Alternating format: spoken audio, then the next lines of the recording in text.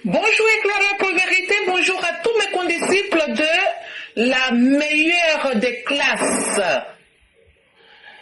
Aujourd'hui, mon édito s'intitule « Un oui tant attendu ». D'aucuns se demandent comment un simple oui peut susciter une telle effervescence dans un pays tel que la Côte d'Ivoire.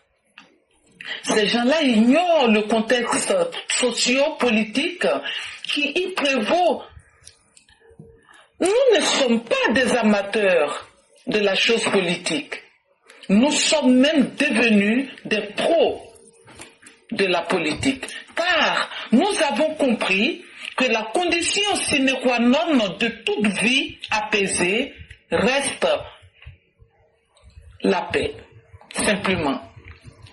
Pourquoi laisser partir celui qui nous procure cette paix pour aller vers d'autres êtres bizarres qui nous promettent la bagarre ou qui se croient nés de la cuisse de Jupiter? Un être si imbu de sa personne qu'il agit contre lui-même à chaque prise de parole. Quand il ouvre sa boîte de camembert, ça claque, ça choque, ça pue.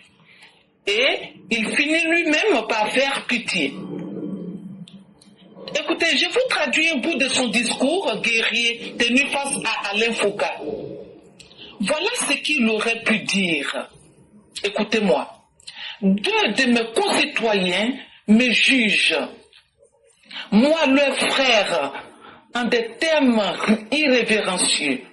J'avoue que j'en suis profondément consterné. Croyez-moi. En effet, messieurs Banga et Doumbia m'accusent des faits que je promets clarifier très prochainement. Voilà des propos d'un apprenti chef d'État. Il avait le choix de différentes façons de s'exprimer.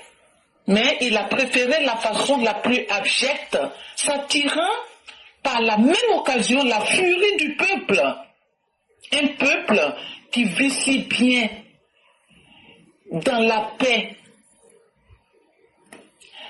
Sous l'angle freudien, le ça domine de trop le moi et le surmoi chez cet individu.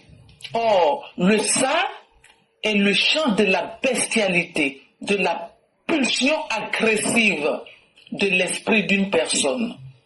Un tel homme, nous n'en voulons pas, car il pourrait avoir recours à la violence sur ses semblables si, par extraordinaire, il arrivait à détenir le pouvoir. C'est pourquoi nous souhaitons qu'il aille traîner sa bosse loin, très loin de notre cher pays, où le président de la République, M. Alassane Ouattara, a fait don d'une félicité abondante, et cela dure une quinzaine d'années. Laissons-le continuer. C'est pourquoi son oui a été un oui aux effets retentissants. Tout le monde a pu le constater. Merci, Papa Ado, et longue vie à toi. On ne saurait ne pas le dire, merci à Mère Blanc.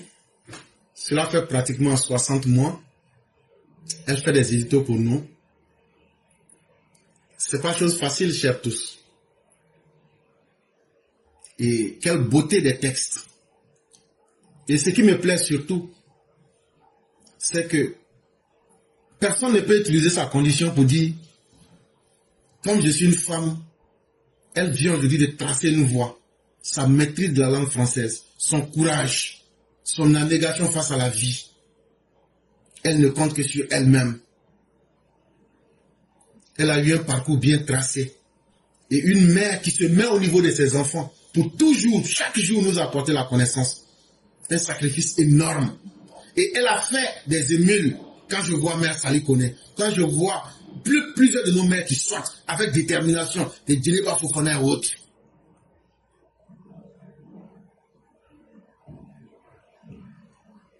Mère Blanc est un Pygmalion. Le Pygmalion, pour ceux qui ne connaissent pas l'histoire, c'est quelqu'un qui avait sculpté une statue. Mais la statue était tellement belle que pour finir, lui-même, il a décidé de diviser sa vie en deux pour faire vivre la sculpture.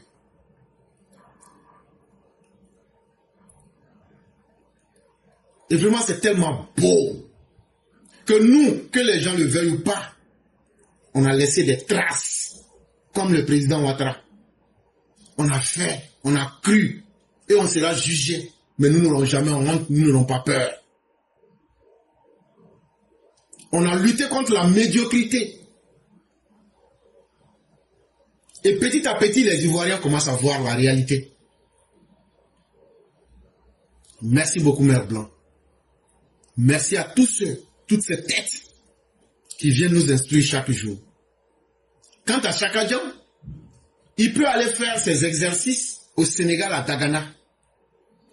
Parce que la Côte d'Ivoire n'a pas besoin d'un président apprenti ou même stagiaire. La Côte d'Ivoire n'a pas besoin d'un amateur. Si les drones pouvaient faire gagner une guerre, il y a des pays qui ont des millions de drones, mais qui ont perdu des guerres. C'est d'abord l'intelligence qui gagne toute guerre. Or, chaque agent nous a démontré, durant cette interview, qu'il n'est pas un homme intelligent. Parce qu'un homme intelligent, c'est quelqu'un qui trouve des solutions pour se sortir d'affaires. Un homme sage, c'est quelqu'un qui trouve toujours les stratégies pour éviter les problèmes. Voilà la grande différence entre la sagesse et l'intelligence. Mais lui, il n'est ni sage, et le pire, il n'est pas du tout intelligent. Quand la vie ne vous rend pas intelligent, l'expérience doit être votre meilleur maître pour éviter les mêmes erreurs. Tout ce qui reste à Chaka Diop, c'est que dans son rêve, il devienne président de Côte d'Ivoire, et puis qu'il dise aux Ivoiriens, ah mais de toute façon, je ne vous ai pas demandé, je ne vous ai pas mis un couteau à la gorge pour me voter. Mais échouer, ça c'est le résultat le plus sûr. Et vous voulez qu'aujourd'hui, les Ivoiriens confient leur destin à quelqu'un qui ne fait qu'aligner des échecs et des échecs. Chers Ivoiriens, soyez un peu sérieux. Quittons dans les sentiments. Mettons les faits. Et puis maintenant, examinons-les sans état d'âme. On ne peut pas s'amuser avec la vie et le destin de millions d'hommes comme si on était en train de regarder un dessin animé. Vous-même, les gens du PDCI, regardez Chaka Diop et regardez ce qu'il est aujourd'hui. Vous-même, vous en avez honte. Mais vous n'avez qu'à vous en prendre à vous-même. Parce que là où le tribalisme, l'ethno-nationalisme est devenu une religion, ce sont ces mêmes ingrédients qui vont vous faire baisser. Et le PDCI là va disparaître complètement. Après les élections de 2025, là, votre PDCI là, ça va disparaître complètement. Ce n'est qu'une question de temps. Le PPACI, vous êtes en train de voir, lui-même il s'est mis déjà. Un chef qui s'est mis dans le culte de sa personnalité et dans les stratégies les plus honteuses. Mais forcément, ceux avec qui tu as fait ça, un jour vont utiliser ça sur toi. Et c'est pourquoi il faut être un leader, un chef comme Alassane Ouattara. Quelqu'un qui utilise des méthodes propres, des méthodes visibles, des méthodes qui font recette et des méthodes qui font cas d'école. Soit tu apprends, ou soit tu refuses. Mais ce n'est pas la médiocrité qui peut s'inviter aujourd'hui dans le débat en politique en Côte d'Ivoire. Et surtout pas venant du côté du RHDP. C'est l'excellence que nous prônons. Et vraiment, merci à Mère Blanc pour son excellence. Merci à tous les élèves de la classe éclaireur pro-vérité pour tout le travail que vous faites. À quelque niveau que vous soyez, chacun apporte quelque chose. C'est pourquoi nous sommes toujours là. Merci à vous et merci à la Côte d'Ivoire de la dignité.